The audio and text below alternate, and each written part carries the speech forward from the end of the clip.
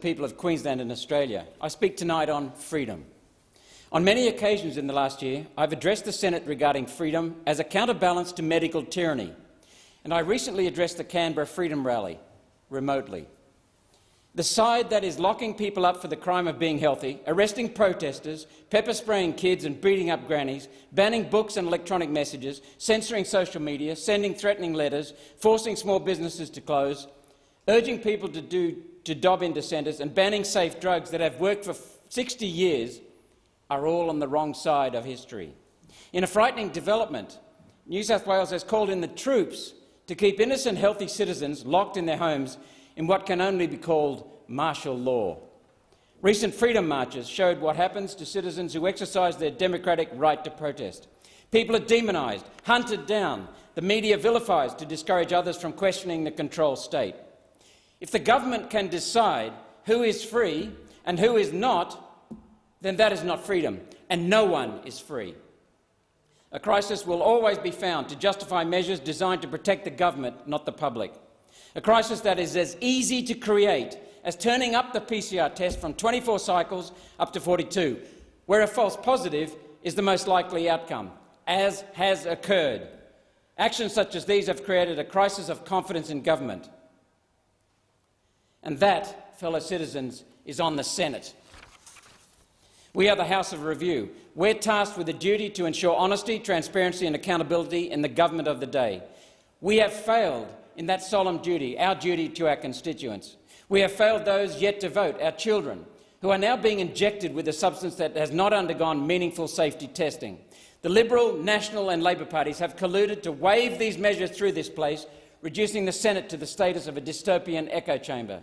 Each new restriction, although met with rightful public opposition, has not led to a re-evaluation, but rather has led the government to crack down even further. The Morrison government is behaving like a gambling addict who loses a hand, and instead of admitting error and walking away, it doubles down. With troops now on the streets, it's frightening to contemplate where this will end. Everyday Australians are being deliberately demoralised to extract a higher degree of compliance.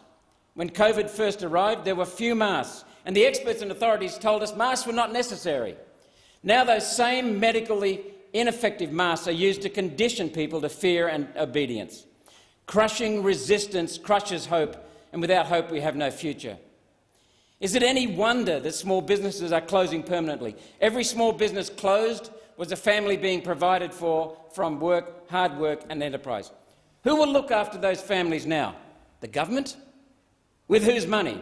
The Reserve Bank, using electronic journal entries, can only create fiat money out of thin air for so long before it runs down our country. The government can only sell bonds until buyers stop coming forward. Then what happens? We will have no tax base left to pay these government stipends to people who were once able to pay their own way.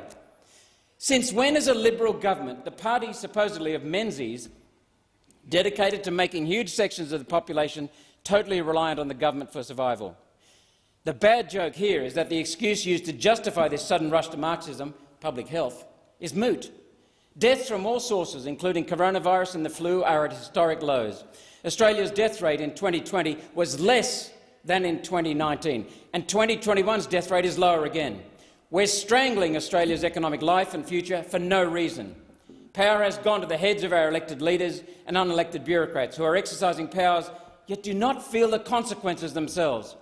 Never in history has Lord Acton's famous quote rung more true: power corrupts, and absolute power corrupts absolutely. It's been calculated that the civil disobedience tipping point, which is the maximum capacity of the police to arrest people, of the jails to hold people, and of the courts to process people, is, in Australia, around 100,000 people. Anything more than that and the system comes crashing down. Attendance at the freedom rallies last month shows we're almost there. No wonder the Morrison government has been scared into resorting to the refuge of tyrants, the military, to intimidate citizens into compliance and to mandating injections threatening to rip away people's livelihoods. Everyday Australians are seeing through the smoke screens of fear and intimidation. People now see the cost of the restrictions to family and community exceeds the medical cost of the virus. Everyday Australians have spoken. We will not be divided. We are united. We are one community. We are one nation. Thank you.